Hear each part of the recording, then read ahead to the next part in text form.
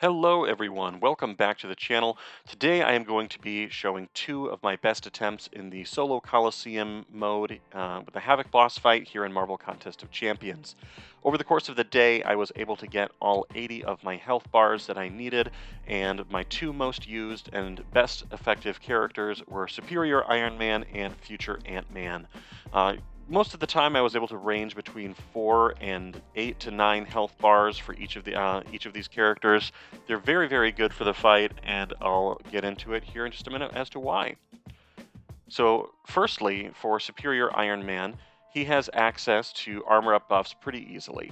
He has a pre-fight ability that lets armor up become the first buff that he activates over the course of the fight, and you want to try to be maintaining that as much as possible.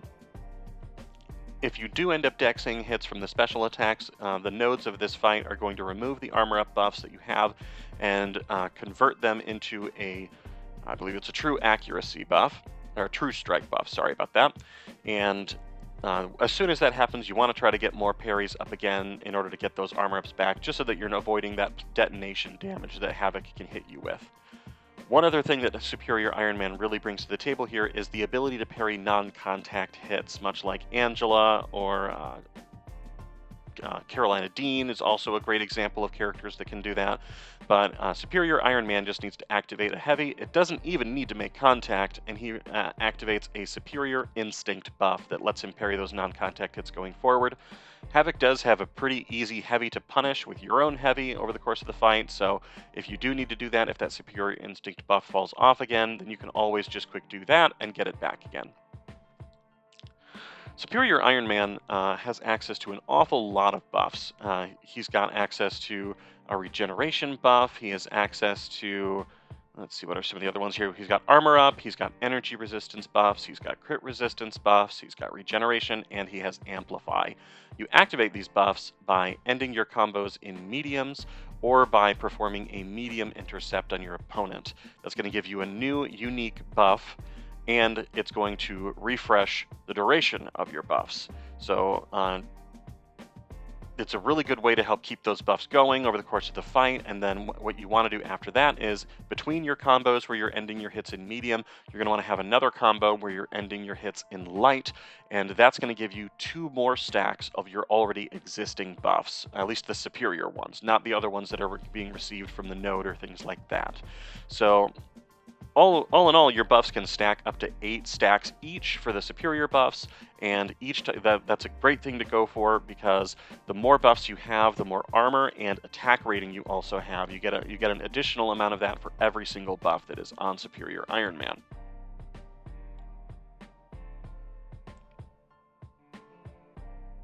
As you're building up these buffs, you're also going to want to try to weave in your SP1s and your SP2s. The SP1 is going to, for each of your superior buffs, place some armor breaks on Havok. They're fairly small armor breaks, but every little bit helps over time in this fight. And then the SP2 is going to hit him with a really big armor break as well.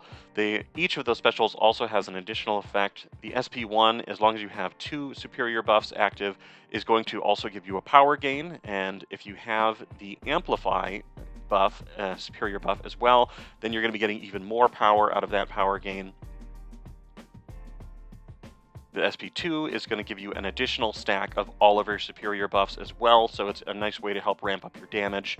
Here you can see the really big benefits that the signature ability gives you.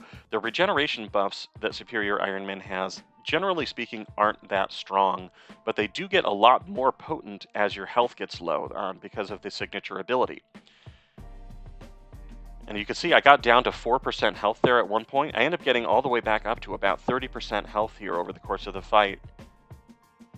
We're coming right up on the tail end of Superior Iron Man right here. I get through 8 bars of health in this particular attempt.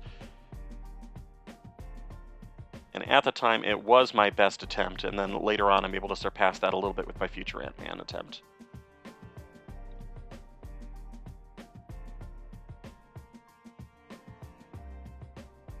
Alright, coming right up to the end here now. I end up accidentally just missing that parry on that SP1, and he takes me out.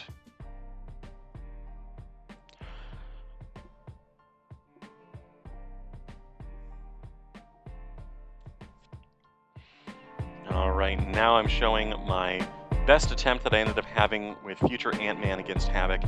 He is just so well suited for taking care of this fight. First off, he starts off the fight with nano armors. He gets them also when he gets a heavy punish on Havok, not on himself. And he also gets additional nano armors whenever he's completing an intercept on the opponent. You want to try to get over 5 of those so that you can activate your Surging Swarm. That's going to give you additional attack rating. It's going to make Havok more aggressive towards you.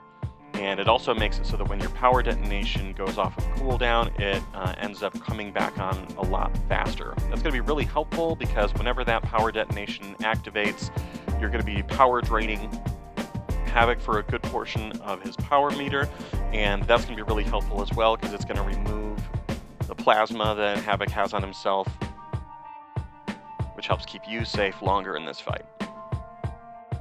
Whenever that protection comes back online, I just try to bait a heavy attack. Try to punish it with my own heavy, and that's going to remove that there. One thing I do like about this fight is if you try to be really, really quick on the uptake, and you can get out of the way of the SP2 for most of the hits, and then maybe dodge 1 or 2 hits instead of all 3. That's going to help try to preserve your armor ups as much as possible.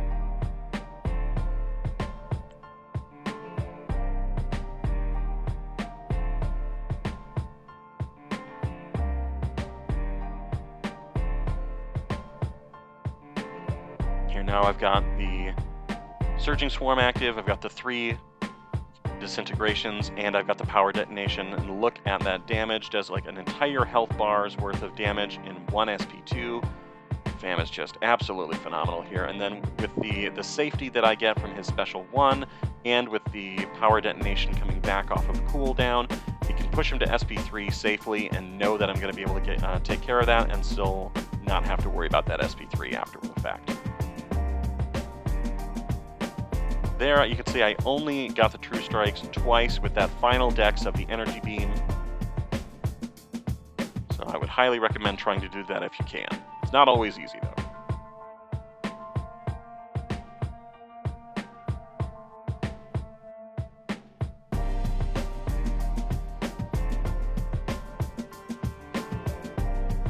One particular thing that I really like about Future Ant-Man, this is one of my favorite pieces of utility in any kind of character. Doctor Strange has it as well now, but the ability to turn off your special 3. We've also got characters like Purgatory and Sentinel that can have that utility. Whenever Future Ant-Man ends a combo in a 4th light attack, he's going to shut off his power meter there. I just did it with his...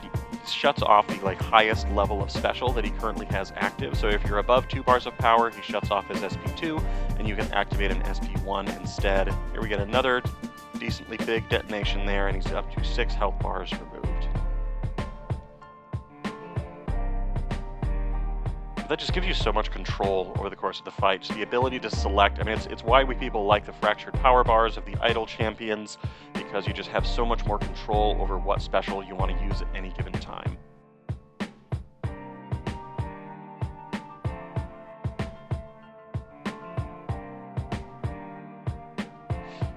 Here you can see now, over the course of the fight, your power drains become less and less effective as you get through Havok's health bars. I have to start being pretty careful here, just because an SP1 will barely take him down, or as the fight gets dwindling down towards the end. I actually end up getting a little bit lucky here occasionally, where he's at SP3 for an extended period of time, and for some reason he just decides he doesn't want to throw it.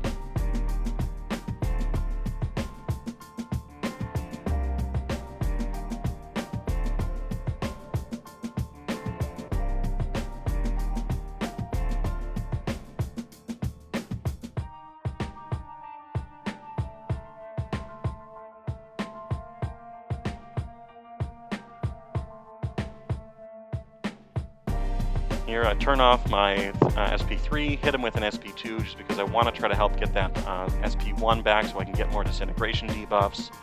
Love that utility that he's got.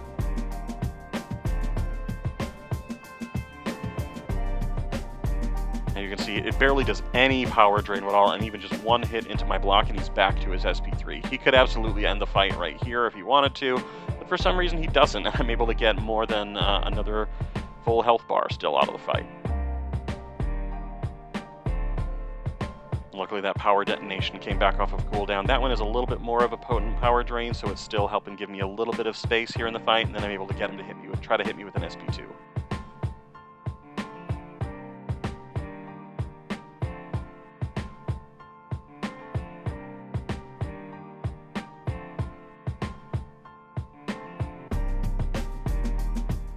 Here I strike her.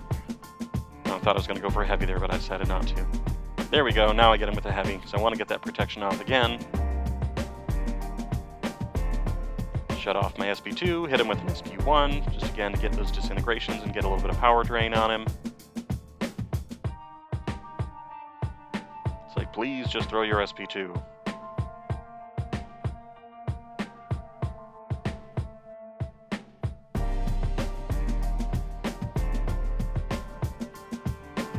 Here I heavy and then immediately throw an SP1, trying to get him with a stand-up intercept for that special.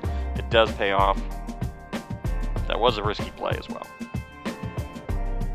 Now we are coming up on the end of the fight here. I do get into 9 health bars and then I don't last very much longer. Thank you everyone so much for watching. I hope this was helpful for you. If it was helpful, please make sure to like the video, please subscribe, and please leave a comment. I'd love to hear from you, hear about any particular characters that are working well for you in the new Solo Coliseum mode. Thank you so much for watching. I will see you next time.